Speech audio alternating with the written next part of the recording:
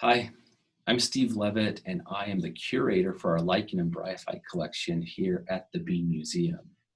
We've received some great questions. Some of these came from Courtney asking about what lichens are. Are they a fungus?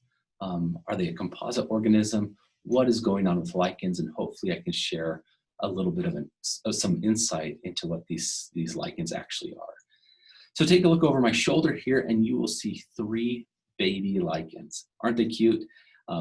There's this one on the far side that is kind of an orangish brown. There's this one here in the middle that's kind of that nice dull or pale green color. And the one right behind me, that brown one. Those are three different lichens.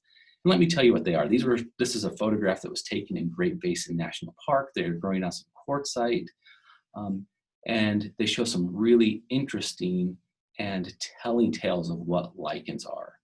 First, from each of these three baby lichens, we can see growing outward these grayish threads. These grayish threads here are what we call fungal hyphae.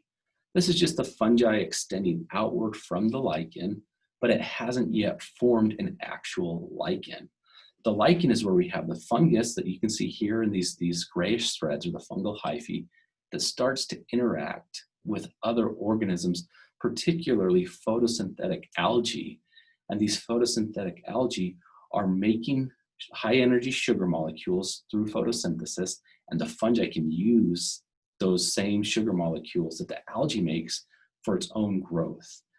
And once the fungus starts to interact with those algal partners and the other organisms, then it starts to form these really complex or more interesting structures. And that may be the orangish brown lichen on the far side, or this pale green lichen here in the middle, or right behind me, these brown lichens. These structures are where you have the fungus interacting with an alga or different algae and other bacteria to form a completely novel and different structure.